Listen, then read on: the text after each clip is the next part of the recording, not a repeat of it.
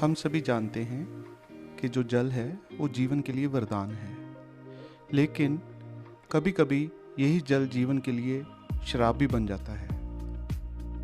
ऐसी ही स्थिति थी मल्लाह वाटरशेड प्रोजेक्ट एरिया में, जो कि पिंजौर के बिल्कुल साथ पंचकुला डिस्ट्रिक्ट के अंदर है। यहाँ पे क्या था कि ये नीम पहाड़ी एरिया है, जिसे लोकल भाषा में कंडी का क्षेत्र भी बोलते हैं। यहाँ पे जो बरसात थी वो वर्ष के मात्र 1-2 महीनों में कॉन्सेंट्रेटेड थी और जो भी पानी आता था वो बह जाता था।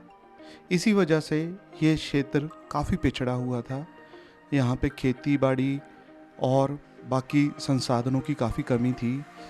चाहे ये क्षेत्र पिंजौर जैसे इंडस्ट्रियल एरिया के काफ़ी नज़दीक था, बट अभी भी ग्रामीण जो थे यहाँ के, वो खेती बाड़ी कृषि के वो ही संसाधन यूज़ कर रहे थे जो बाकी हरियाणा में 50 साल पहले छोड़ दिए गए।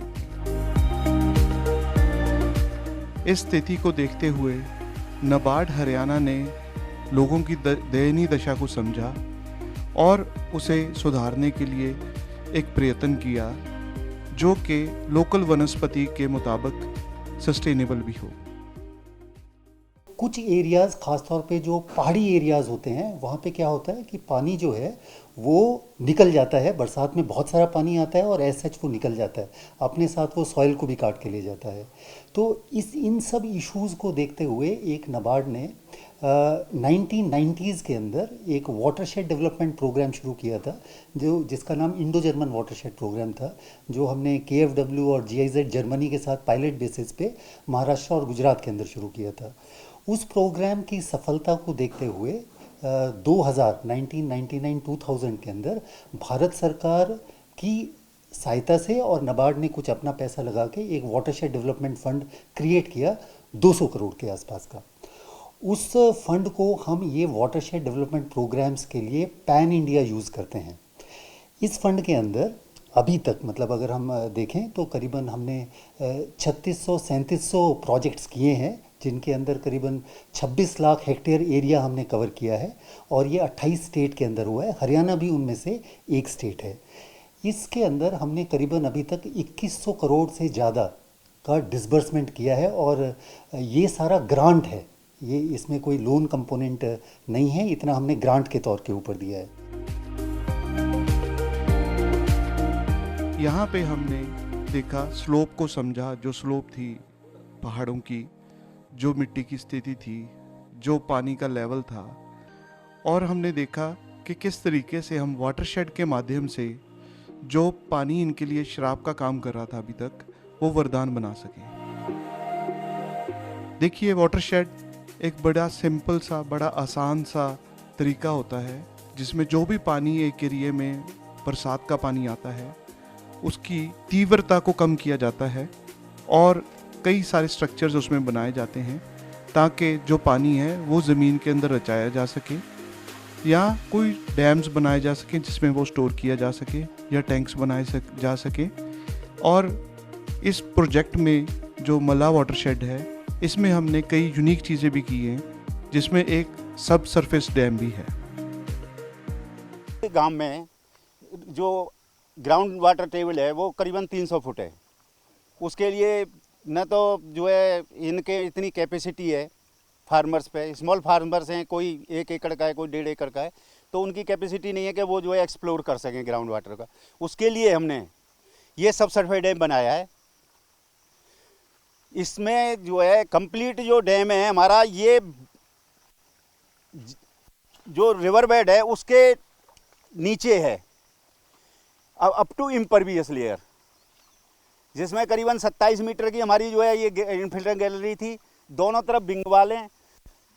नीचे हमारा नीचे इम्परवियस लेयर पे हम कंक्रीट करके, जिससे कि हमारा जो है जो पानी का फ्लो है सीपेज नहीं हो, चैनलाइज कर दिया। हाँ, 100% वाटर जो है हमारा हार्नेस करते हैं, हम हार्वेस्ट नहीं करते, इसमें हार्नेस करके जो इनफिल्टर गैलरी है उसमें क्रेस्ट वाल एंड फिल्टर वाल 2 वाल होती हैं। फिल्टर वाल हमारी जो है नीचे फिल्टर के नीचे होती है और बीच में जो गैलरी होती है उसमें जो पानी है फिल्टर वाल से जो कलेक्ट होता है वो इसमें होता है। करीबन जो है 2.5 मीटर नीचे है इम्परवियस लेयर का। और उसको भी इम्परवियस लेयर भी फ्रैक्चर होती है, तो इस वजह से हम इसको कंक्रीट करते हैं कि जैसे कि पानी हमारा 100% जो भी है कि नीचे जो अंडरग्राउंड पाइप पंपिंग नहीं हो पाए, इसको कलेक्ट करके बाई ग्रेविटी 300 mm की पाइपलाइन RCC पाइपलाइन से फिर गांव के पास जाके हमने इनको स्टोरेज दिया वाटर स्टोरेज टैंक में। उससे इस गांव का जो है ड्यू टू माइनिंग जो है वाटर वो बेड लेवल काफ़ी नीचे हो गया था, तो उसमें 50% एरिया हमारा इरीगेट होता है बाई लिफ्टिंग से।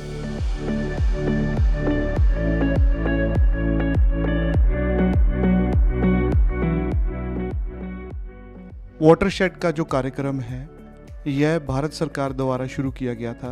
नाबार्ड ने भी इंडो जर्मन परियोजना के तहत काफ़ी जल्दी इसमें पहल ली और 1989 से हम वाटरशेड करते आ रहे हैं। हमारे प्रयत्नों को रिकॉग्नाइज करते हुए भारत सरकार ने 1998-99 में बजट के अंदर एक वाटरशेड फंड का अनाउंसमेंट किया गया था, जिसमें 100 करोड़ की राशि भारत सरकार ने प्रदान की थी और 100 करोड़ के फंड्स नाबार्ड ने प्रदान किए थे।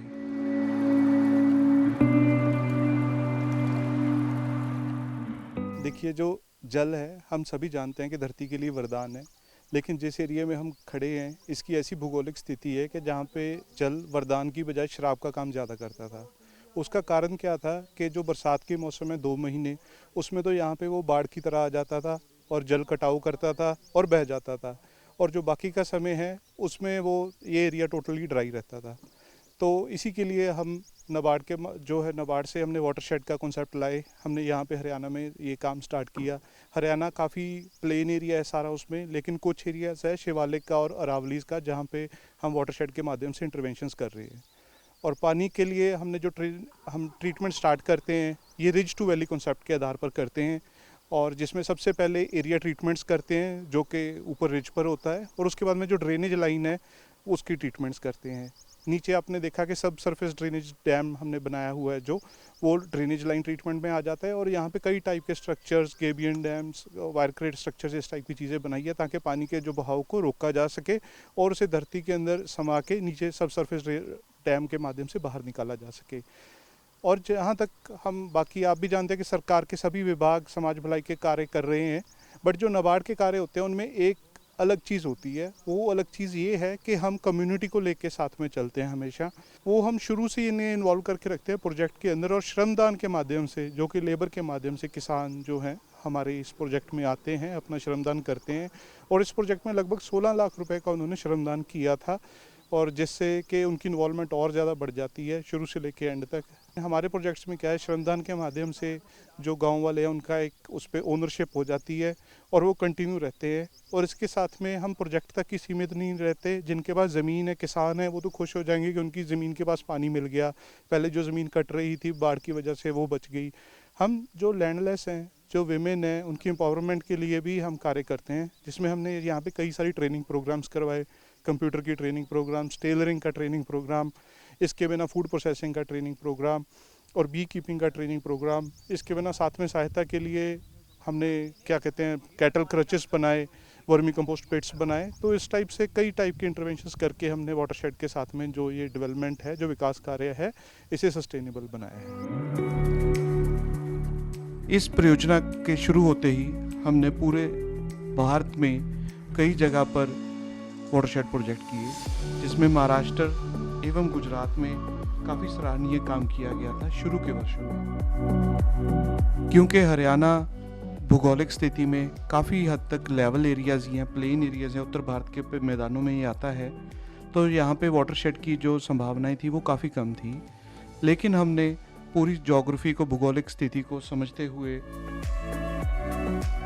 इसमें जो शिवालिक के फुटहिल्स थे और जो अरावलीज की पुरानी पहाड़ियाँ हैं, उनके अंदर हमने वाटरशेड के कई सारे कार्य शुरू किए, और मल्लाह वाटरशेड भी उनमें से एक था। हमने अभी जो वाटरशेड प्रोजेक्ट जो नाबार्ड के साथ किया है, 2005 में हमने एक घग्गर के रिवाइवल के ऊपर एक स्टडी करवाई थी, और उसमें हमने ये पाया कि शिवालिक का जो एरिया है उस एरिया के अंदर पानी के जो इशू है, एक तो वो मेजर इशू था पानी का पानी यहाँ पे बहुत कम है और जो अंडरग्राउंड वाटर है उसकी डेप्थ जो है वो 40-50 मीटर से ज़्यादा है। दूसरा हमने देखा कि यहाँ एक इशू जो सॉइल इरोजन का बहुत बड़ा इशू है, थिन वेजिटेशन है, जो सोशियो इकोनॉमिकली जो हैं वो यहाँ के जो कम्युनिटीज़ हैं, जो यहाँ के गाँव के समुदाय हैं, वो सोशियो इकोनॉमिकली भी वीकर सेक्शन में आते हैं, उनके पास उतने पोटेंशियल नहीं है, वो उस मामले में उनको जो है वो रिचनेस नहीं है वहाँ पे। तो इस सब को देखते हुए हमने नाबार्ड के साथ प्रपोज किया कि इस एरिया के अंदर, क्योंकि ये जो हमने रिसर्च करवाई थी वाटरशेड डेवलपमेंट के घग्गर रिवर के ऊपर, तो उसी को ध्यान में रखते हुए हमने लगा कि यहाँ पे एक वाटरशेड के तहत जो है अगर प्रोजेक्ट की डेवलपमेंट की जाती है तो जो ये यहाँ के जो मेजर इश्यूज हैं इनको टैकल किया जा सकता है।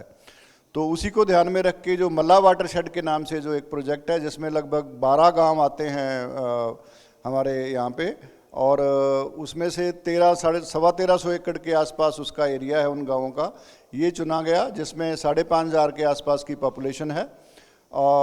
इन में जो है जो काम जो हैं वो बेसिकली किए गए, वो 2 इसमें सब सरफेस डैम्स बनाए गए हैं। उसके अलावा जो है वो जो नाला है, जो आपके छोटे छोटे नाले हैं, नदियां हैं, वो ये देखा गया था कि आम तौर पे जब बारिशें होती हैं तो अपना रास्ता बदल लेते हैं जिससे मिट्टी में कटाव बहुत होता है, तो उनको स्टेबलाइज करने की ज़रूरत थी। तो उसके लिए जो ट्रीटमेंट की ज़रूरत थी वो ट्रीटमेंट किया गया। उसके अलावा फॉरेस्टेशन का काम भी जो है इस क्षेत्र में किया गया है, सोशल फॉरेस्ट्री के तहत किया गया है। और जो मुझे बताया गया है पिछले अभी जो हमारी फील्ड टीम्स ने विजिट करके, कि जो हमारे यहाँ फॉरेस्ट्री का काम हुआ है उसमें 80 से 85% का सर्वाइवल रेट है। तो एक बहुत बड़ा सक्सेस रेट होता है 80 से 85% जो सर्वाइवल रेट हो अगर फॉरेस्ट्री का काम किया जाए। उसके अलावा जो इस एरिया की जो कम्युनिटीज़ हैं, मतलब जो समुदाय हैं, गांव हैं, के खास करके औरतें जो हैं, उनको हमने इस प्रोजेक्ट में इन्वॉल्व किया है। और उनके जो सेल्फ हेल्प ग्रुप बने हैं, उससे जो यहाँ की जो पानी की मैंने बात की थी, तो उसमें जो वाटर सब सरफेस डैम्स के बाद जो है उनको पानी की उपलब्धता हुई है, जिससे जो फसलें हैं उसमें पैटर्न में जो है उसमें चेंज आया है। अब जो है वो मेजर जो रुझान है लोगों का, वो कमर्शियल जो फसलें हैं, व्यावसायिक फसलें हैं, जैसे हल्दी है, अदरक है, जो आपका इन फसलों की तरफ मकई है, इन फसलों की तरफ ध्यान गया है। और ये देखा गया है कि वो लोग जो यहाँ की जो समुदाय हैं वो अब रॉ फसलें मार्केट में नहीं बेचते हैं, जबकि उन्होंने अपनी लोकल लेवल पे उनकी प्रोसेसिंग करके हल्दी वगैरह जो है या जिंजर पाउडर है वो बना के वो बेचते हैं, जिससे उनकी जो सामर्थ्य है उन लोगों का, जो उनमें सेल्फ सफिशिएंसी है उसमें वो बड़ी है उनसे। और लोग जो हैं वो कम्युनिटीज़ जिनको हम कहते हैं ना सस्टेनेबल कम्युनिटीज़ हैं, तो जो इन प्रोजेक्ट्स के माध्यम से उन कम्युनिटीज़ को हमने सस्टेनेबल बनाने में मदद की है। जो ये प्रोजेक्ट का टोटल एरिया है वाटरशेड का, वो लगभग 2500 हेक्टेयर है। लेकिन हमारे प्रोजेक्ट एरिया में जहाँ पे हमने ट्रीटमेंट्स की कई टाइप की, उसमें ये लगभग 1450 हेक्टेयर था, और उनमें से 1350 हेक्टेयर हमने प्रोजेक्ट के अंदर लिया। लगभग 14 गाँव में हमने इस प्रोजेक्ट के माध्यम से कई सारी इंटरवेंशंस की। वो गांव हैं धामसू, गवाई, जबरोट, टिब्बी, बेरघाटी, मल्ला, नंदपुर, केदारपुर, फतेहपुर दीवानवाला, हरिपुर, हरी सिंह, मालपुर एंड संदासपुर। ये जो एरिया था, यहाँ के जो मूल निवासी थे वो रेनफेड खेती बाड़ी करते थे, और वो भी काफ़ी कम मात्रा में उनकी उपज होती थी, और ज़्यादातर गर्मियों में मक्की, खरीफ की फसल में मक्की, और सर्दियों में अगर बारिश हो जाए तब उन्हें थोड़ी बहुत गेहूं की खेती मिलती थी। नहीं, यहाँ पे जो एक फसल से उन्हें गुजारा करना पड़ता था। जैसा कि आपने देखा है कि पीछे शिवालिक की पहाड़ी है जहाँ से हमारा ये जो वाटरशेड है स्टार्ट होता है, और ये उसका टर्मिनल पॉइंट था। टर्मिनल पॉइंट पे हमने एक सब सरफेस डैम बनाया जिससे कि वाटर को हार्नेस करके इस स्टोरेज रिजर्वर में भेजा जा रहा है। तो ये आप देख सकते हैं कि जो ये सारा भब्बर का एरिया है, जैसे कंडी में लोकल लैंग्वेज में कंडी का एरिया भी बोला जाता है, तो यहाँ पे क्या होता है, बड़ी बड़ी रिवर्स भी डिसअपियर हो जाती हैं, लेकिन पानी उनके अंदर चल रहा होता है, तो उस पानी को हमने अंडरग्राउंड इम्परवियस लेयर के थ्रू से हार्नेस करके स्टोरेज रिजर्वायर में ले आए हैं। और यहाँ पे आप देख सकते हैं कि डीजल इंजन की मदद से इसे पंप किया जाता है, 40 मीटर की हाइट पर पंप किया जाता है, जो कि आगे इरिगेशन और ड्रिंकिंग वाटर के दोनों पर्पसेस सॉल्व करता है इस एरिया में। तो जो पहले जहाँ पे एकदम हमारा पानी, किसी को आइडिया भी नहीं था कि यहाँ पे इतना पानी का खजाना मिला हुआ हमारे को, तो अब लोगों को उस खजाने का लाभ मिल रहा है इस एरिया में। हमारा मल्ला वाटर शेड है 2018 में स्टार्ट हुआ था और ये 4 साल का प्रोजेक्ट पीरियड रहा इसका। इसमें 12 गांव का एरिया कवर किया गया। इसमें 1332 हेक्टेयर ज़मीन कवर हुई है और उसमें लगभग 5,500 से ज़्यादा की आबादी को फ़ायदा हुआ है। 1000 के आसपास इनके घर हैं। इससे सबसे ज़्यादा जो फ़ायदा हुआ है यहाँ पर, क्योंकि बेसिकली जो पानी है वो सब सरफेस के थ्रू चैनलाइज करा गया, हार्नेस करके, और उससे जो क्रॉपिंग पैटर्न चेंज हुआ है सबसे बड़ी बात, क्योंकि यहाँ के जो किसान थे वो रेन फेड फार्मिंग करते थे। जब बरसात होती थी, पानी होता था, तभी वो किसानी कर पाते थे, खेती कर पाते थे। इसके बाद में अभी जो वाटर शेड के कारण सबसे बड़ा फ़ायदा क्या हुआ है कि पूरे साल में ये सब्जी उत्पादक लोग हैं तो इनकी सब्जियाँ में बढ़ोतरी हुई है, इनकी प्रोडक्शन और प्रोडक्टिविटी भी बढ़ी है। और लगभग जब हम लोगों ने इसका निष्कर्ष निकाला है, फाइनल जो आउटकम थी, तो उसमें इन लोगों को बेनिफिट काफ़ी हुआ है। इसमें हम लोगों ने SHGs बनवाए हैं, सेल्फ हेल्प ग्रुप्स बनवाए हैं, इनकी महिलाओं को, इनके परिवारों को, सभी की इनकम बेसिकली बढ़ने में इसमें काफ़ी मदद हुई है। और वाटर शेड की यदि हम बात करें तो ये जो प्रोजेक्ट है सारा का सारा, ये नाबार्ड के द्वारा 100% ग्रांट असिस्टेंस दिया गया और इस पर जो एक एजेंसी है उनके थ्रू हम लोगों ने काम किया था। हमने जो कई टाइप के इसके अंदर इंटरवेंशंस किए, सबसे पहले हम वाटर शेड में ridge to valley approach adopt करते हैं। उसका अर्थ ये है कि टॉप से लेके नीचे तक हम कई टाइप की इंटरवेंशंस करते हैं, जिसे हम एरिया ट्रीटमेंट्स बोलते हैं।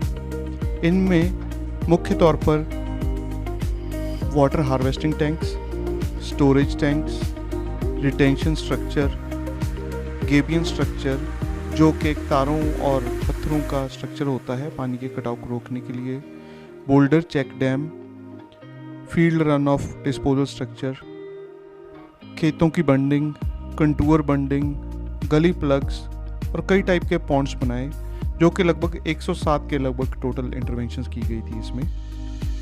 और एफॉरेस्टेशन भी थी, और ताकि जो पानी है ड्रेनेज के माध्यम से जा रहा है, जो कई बार कटाव भी करता था बरसात के माध्यम में आसपास के खेतों की, वो रुक सके। तो नाबार्ड बहुत सारे अलग अलग डेवलपमेंटल प्रोग्राम्स करता है। जैसे मैंने पहले बताया कि सेल्फ हेल्प ग्रुप है, जॉइंट लाइबिलिटी ग्रुप है, FPO है, इनकी ट्रेनिंग, जैसे ट्रेनिंग हो गई, टेलरिंग के अंदर ट्रेनिंग हो गई, या कोई पिकल मेकिंग, फूड प्रोसेसिंग में ट्रेनिंग होगी, या लैंडलेस फार्मर है जिसके पास ज़मीन नहीं है, वो बी कीपिंग कर सकता है, मधुमक्खी पालन कर सकता है। तो इन सब को भी हम जब प्रोग्राम बनाते हैं, जब ये हम डिटेल प्रोजेक्ट रिपोर्ट बनाते हैं, तो इन सब के लिए भी कुछ ना कुछ उसके अंदर इन्वॉल्व करते हैं।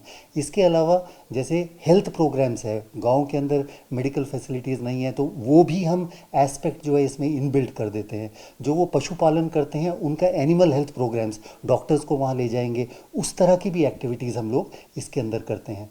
तो करीबन हम लोग इस प्रोग्राम के अंदर क्या करते हैं कि 1000 हेक्टेयर का माइक्रो वाटर शेड चूज़ करते हैं, सेलेक्ट करते हैं, और उसके अंदर हम जो एक एजेंसी को, PFA को आइडेंटिफाई करेंगे, कम्युनिटी बेस्ड ऑर्गेनाइजेशन को करेंगे, जो नेट प्लानिंग खसरा नंबर वाइज करेगा, यानी फार्मर के साथ मिलके कि उसके हर खेत में उस खेत के खसरा नंबर के ऊपर किस तरह की ट्रीटमेंट्स रिक्वायर्ड हैं, और उसके बाद जो कॉमन ड्रेनेज लाइंस हैं उनके लिए क्या क्या ट्रीटमेंट्स की रिक्वायरमेंट है। तो वो सब जो नेट प्लान जब इसका तैयार हो जाता है, तब फार्मर जो है उसको पैसा दिया जाता है अपने खेत पे काम करने के लिए, और जो कम्युनिटी लैंड है उसमें फार्मर्स अगर मिल के करना चाहें तो वो कर सकते हैं, अगर मिल के नहीं करवाना चाहें तो किसी और एजेंसी से भी करवा सकते हैं। तो करीबन हम 22-23 हज़ार रुपया पर हेक्टेयर देते हैं। तो एक प्रोजेक्ट जो है वो करीबन मतलब 1000 का जो प्रोजेक्ट है वो करीबन 1.5-2 करोड़ के आसपास जो है उसका एक टोटल फाइनेंशियल आउटले बनता है। प्रोजेक्ट एरिया के अंदर बाकी एरियाज में तो हम पहाड़ों में देख रहे हैं कि जंगलों की, वृक्षों की गिनती कम हो रही है, लेकिन इसमें हमने 75 एकड़ के अंदर वृक्षारोपण भी किया है, और जो कि 80% जिसमें जो क्रॉप थी, जो वृक्ष थे, वो पनप पाए। और आज की डेट में आप देख पाएंगे कि वो पूरी अच्छे तरीके से फल फूल रहे हैं। और जहाँ तक अनाज की उपज की बात है, जब हमने डेटा देखा कि पहले की क्या स्थिति थी और बाद में क्या स्थिति आई, तो अनाज की उपज में 72% की जो वृद्धि दर्शाई गई है यहाँ पर। इस एरिया में पहले दालें काफ़ी कम होती थी, लेकिन अब दालों का भी उत्पादन शुरू हो गया है और उसमें भी 40% के लगभग वृद्धि देखी गई है। ये गांव प्रोग्रेसिव गांव है और इस गांव की मतलब है ना क्रॉपिंग इंडस्ट्री लगभग 170% हमारे प्रोजेक्ट के बाद इंक्रीज हुई है। और जहां तक फार्मर्स की इनकम है वो भी लगभग 2 गुनी हो गई है पहले से, क्योंकि इसे कुछ तो हमारा नया कमांड एरिया बढ़ा है। इसमें जो एरिया है ना नया जो इरिगेशन के अंडर आया है, पहले ये कच्ची कूल से जो पानी लाते थे उसमें सीपेज और है ना वो लॉसेज बहुत होते थे, सीपेज के और इवेपोरेशन के लॉसेज होते थे। हमारे सिस्टम लगने के बाद है ना सारा पानी है ना सीधा वाटर वहाँ से सोर्स से सब सरफेस डैम के जहाँ लगा है वहाँ सोर्स से सीधा खेतों में पानी आता है, जिसमें फ्रैक्शन लॉसेज बहुत ही मिनिमाइज होकर मुश्किल से 2 या 4% रह गए हैं। तो इससे है ना लोगों का काफ़ी फ़ायदा हुआ है। नबार्ड की तरफ से जो हमारे ये पानी की सुविधा नबार्ड ने यहाँ हमारे खेतों में पहुँचाई है, इससे पहले हमारा जो ये एरिया था बरानी एरिया था, अदरक वगैरह तो हम पहले से लगाते थे बुजुर्गों के टाइम से, परंतु पानी की लॉसेज वगैरह बहुत रास्ते में बहुत हो जाती थी और गेहूं वगैरह नहीं लगता था। हर रोज़ बरसात के दिनों में हमें कसी लेकर अपने कुदाल लेके हर रोज़ कुल ठीक करने के लिए जाना पड़ता था। जब से ये पाइप वगैरह डाले हैं तब से हमें सिर्फ एक दिन के लिए जाते हैं, सिर्फ एक दिन के लिए। पहले हम 10-10 दिन का ये एक महीना पूरा महीना खेतों में वहाँ जाते थे कुल ठीक करने के लिए। वो टाइम हमारा बच गया। उससे हम अब अपने खेतों में खीरे की उपज लग गए लगाने, टमाटर वगैरह लग गए लगाने, धनिया। इससे हमारे गांव को बहुत ही फ़ायदा हुआ। इनकम के लिहाज से यदि हम देखा जाए तो ये समझो कि हम डबल क्रॉप लगे करने में, तो डबल खेती करने लगे। पहले तो अदरक और जीरी लगाते थे, मक्की वगैरह। अब धनिया, खीरा, टमाटर, ये चीज़ हम नीचे तक नाला ब्लॉक तक हमारे खेत हैं, वहाँ तक पानी पहुँच गया और वहाँ तक हम खेती कर रहे हैं। इससे हमें बहुत ही ज़्यादा फ़ायदा हुआ। हम नबार्ड को तहे दिल से बहुत बहुत शुक्रिया अदा करते हैं कि ऐसा काम हर जगह काफ़ी जगह किया इन्होंने। वैसे मल्ला में, टिब्बी में, बेरगटी में, केदारपुर में, नंदपुर में, दीवानवाड़ा में, तो जहाँ भी हुआ सबको इतना काफ़ी फ़ायदा हुआ। हमारे गाँव के लिए तो एक वरदान साबित हुआ। हर किसान खुश है नबार्ड से।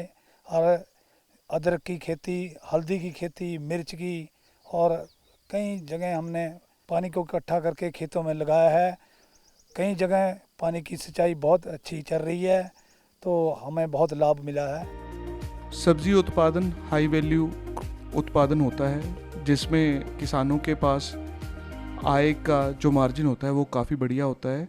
और इस एरिया में खीरा, धनिया, हल्दी, अदरक इत्यादि सब्जियों की उत्पादन की जाती है। प्रोजेक्ट एरिया में नबार्ड के अन्य गतिविधियां भी शुरू की गई, जिसके तहत जो हमारे स्वयं सहायता समूह होते हैं उनकी भी फॉर्मेशन की गई और उन्हें बैंकों के साथ जोड़ा गया। लगभग 57 स्वयं सहायता समूह इस प्रोजेक्ट एरिया के अंदर हमने बनाए।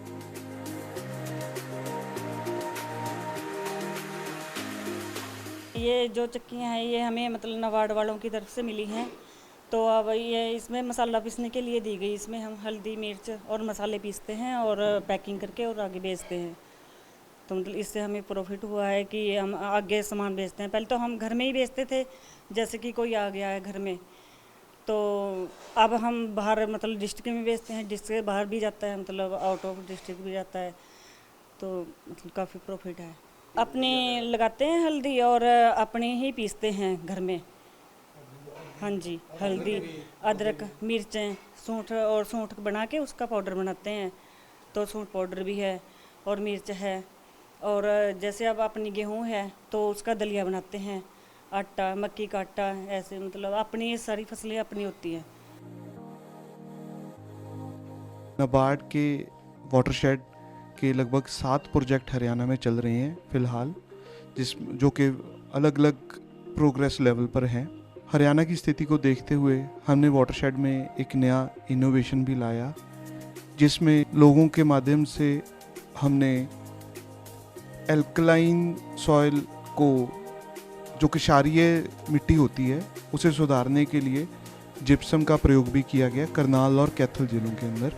तो ये एक नया कार्य था जो नाबार्ड ने किया हरियाणा के अंदर पहली बार।